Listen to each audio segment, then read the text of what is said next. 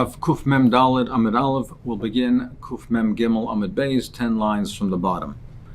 We learned previously that Rav Yehuda holds that by Tusim V'Rimaynim, pomegranates and berries, he says that if they were stored for oichal, for the express purpose of eating them, not for the juice that flows out, is much. We're not afraid that he's going to come and squeeze it out. But if it was stam, or shaloy l'rosh, or with stam, or if he did it for mashke, if his intent is for a liquid, or even if it's not expressed for a liquid explicitly, even if it's stam, he didn't have a particular intent. Even if he didn't have a particular intent, meaning he didn't intend particularly that it should be for oichal, then we say the juice that flows out is also because we're concerned that he'll come and squeeze it out. He'll have a intent now to squeeze it. He'll squeeze it on Shabbos. So, for the Gemara v'Sov Rav Yehuda stam also does Rav Yehuda hold that bestam, even if he didn't store it specifically for juice, it's still also Ayvatan. We learned in the Mishnah L'gam Machshirim. So we know that a food is not susceptible to tumah. It's not makabel tumah unless when it was detached from the ground. Prior to coming into contact with the tumah, it came into contact with one of the 7 mashkim, yad, shachad, dam. These 7 mashkim. Now, the Chacham hold that we know, it says for the pasuk that it says chiyutan mayim al zera, the will darshan yutan yitain dume de yutan, that the liquid that comes into contact with the food, it's only makshir.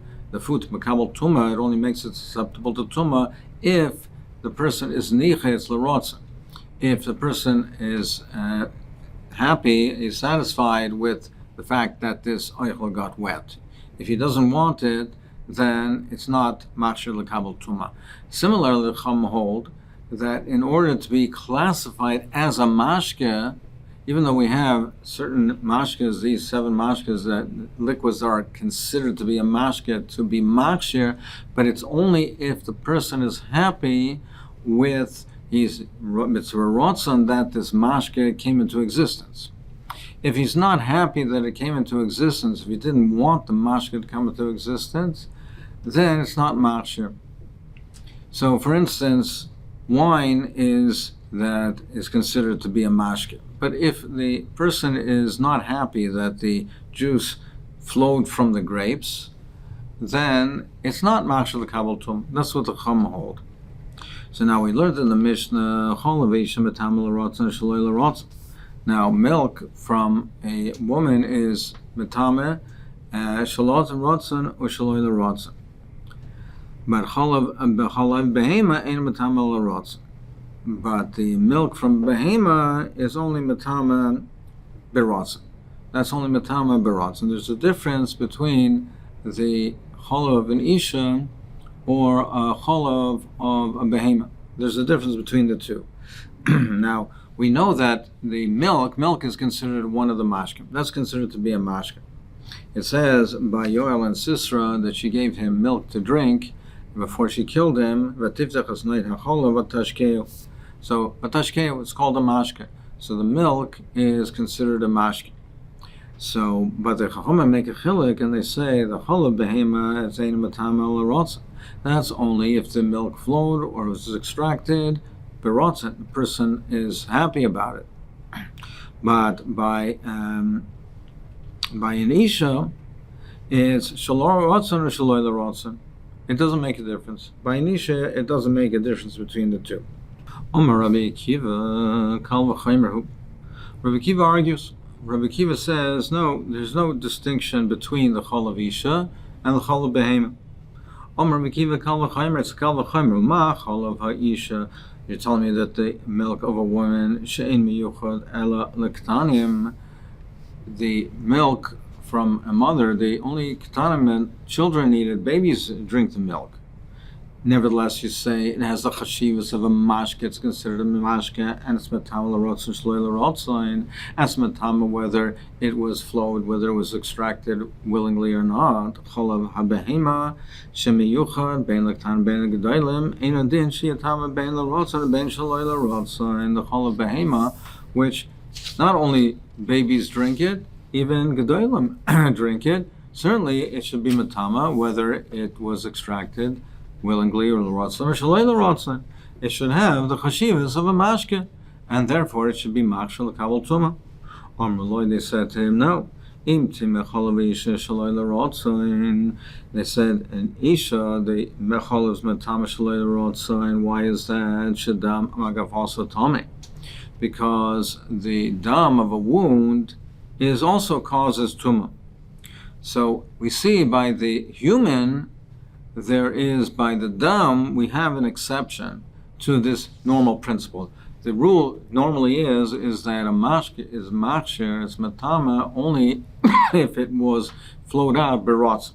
But we see by a human that we do have an exception. The dam magafos, the blood of a wound, by a human, is a mashke, which is machsher and shaloi l'rotz. And the chum hold and that the cholav of an isha is connected to the dam. That the neker, cholav, and asadam, the two are interrelated. In the properties, the physical properties of the dam, that contributes to the production of the cholav. So there's an exception by the woman. We say that the cholav is metame because the dam is metame. The dam of a human is metame shaloi l'rotzen, and therefore the cholav is metame shaloi l'rotzen. Omer lehem, Rabbi Kiva said to them, machmerni b'cholav mibadam. I'm more machmer b'cholav mibadam sha'achayil refuah tome. If one milks an animal for therapeutic reasons, the milk is machsher, because milk is considered to be a mashke, like we learn out from Yael and Sisra. But if one lets blood from an animal, if he's makes dam of an animal, it's Torah, because the blood of an animal, if it's not dam shchita, the blood of an animal, it's not a mashke, it's Torah. So how can you compare the cholav to the dam? So meaning the way the Rashi and the Meforshim explain it as follows. Even though Rabbi Kiva said initially, he says it's v'kal v'chaymer. He said, Ma cholav ish shena miyucher l'katan metan l'rotz shol l'rotzen cholav behemish miyuchavtan bein l'gedan l'einu din she'tam bein l'rotzen shol l'rotzen. They explain that that is only, Rabbi Kiva only said that l'shitaschem, to the sheet of the chachamim. He only said it according to their sheet.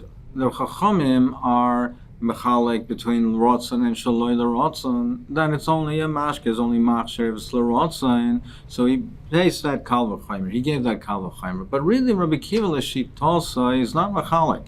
He's not mechalek, but he holds that it's a mashke, it's a mashke whether it came out b'rotzen or shaloi l'rotzen. It's by definition, either it's a mashke or not a mashke. The fact that you want it or don't want it makes no difference, should not make no difference in determining whether it's a mashke or a mashke. But the chachamim were mechalek. So he assumed that they were mechalek between the cholav of the isha and the cholav of behema. Why were they mechalek? He assumed that not because there's a general chilik bein rotzen and shalei l'rotzen, because he assumed because they connected, they said the milk is connected to the dam.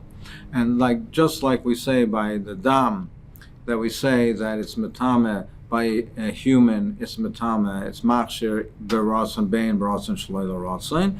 So too, by cholav, it's connected. So Rabbi Kiva says, no, but you can't compare cholav to dam, because you see that the two are not the same. The dam is not considered a mashke by a behema, and cholav is. So you can't compare the two. But really, the chachamim, it's not because of the connection to the dam in that manner. They hold that generally speaking, that you need l'rotzen. You always need l'rotzen.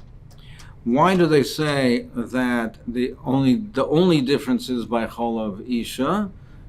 Because cholav isha, because by a human, the cholav is connected to the dam. Dam is metame by a human shaloi l'rotzen, and cholav is metame shaloi l'rotzen.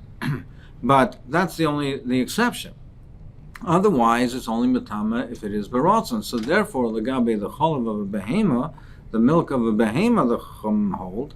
Therefore, it follows the regular principle of that it's only masher if it's beratzon.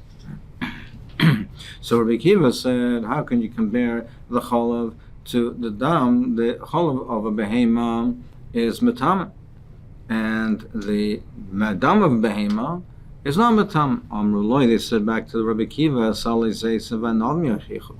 they said that the baskets, wicker baskets that contain the olives and the grapes, will show you not that way.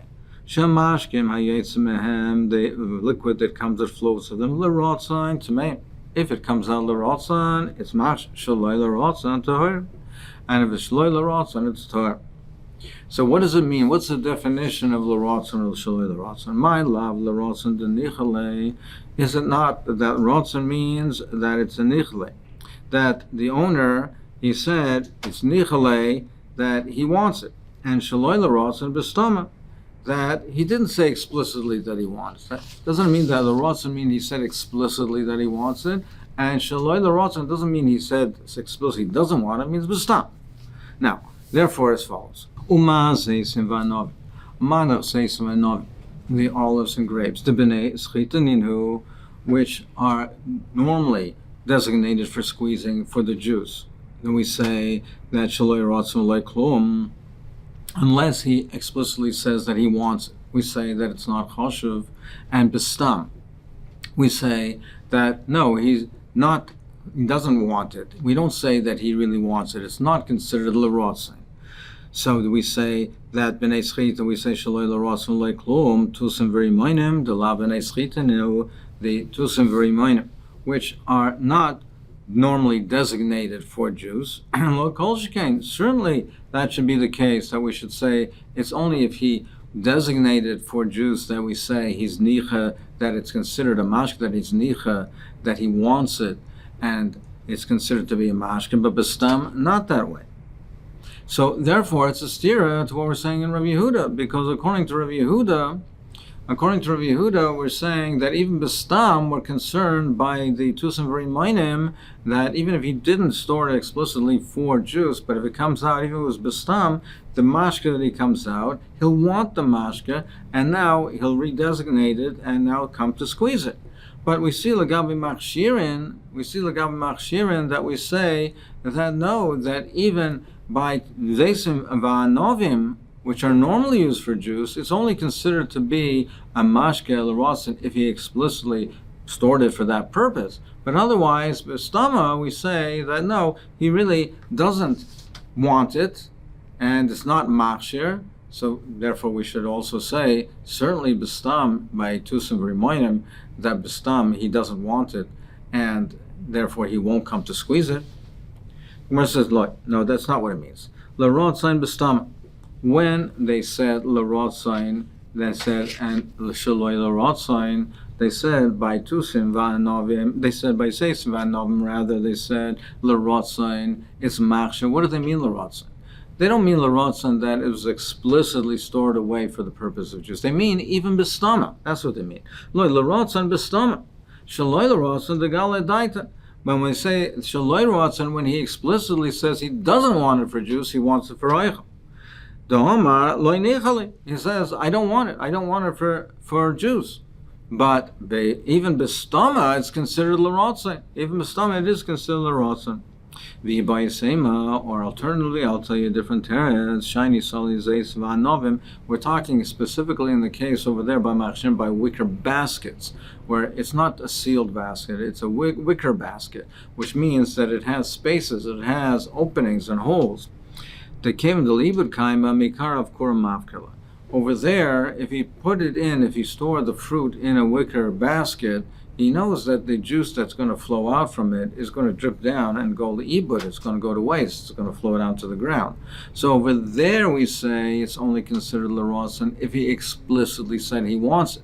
But b'stama, we'd say the very fact that he's putting it in wicker baskets demonstrates that he doesn't want it, and therefore b'stam it's lo'nicha. But if it's in a sealed basket where the juice that drips out won't go le'ibir, won't fall to the ground, over there we say even b'stama it's nichale. So it's not a steer in Rabbi Yehuda, because in Rabbi Yehuda when he says b'stama, we're talking in a case where it's not going le'ibud, and therefore the juice that flows out, even from tusim very minor, the juice that flows out, we are concerned that it'll come to squeeze it.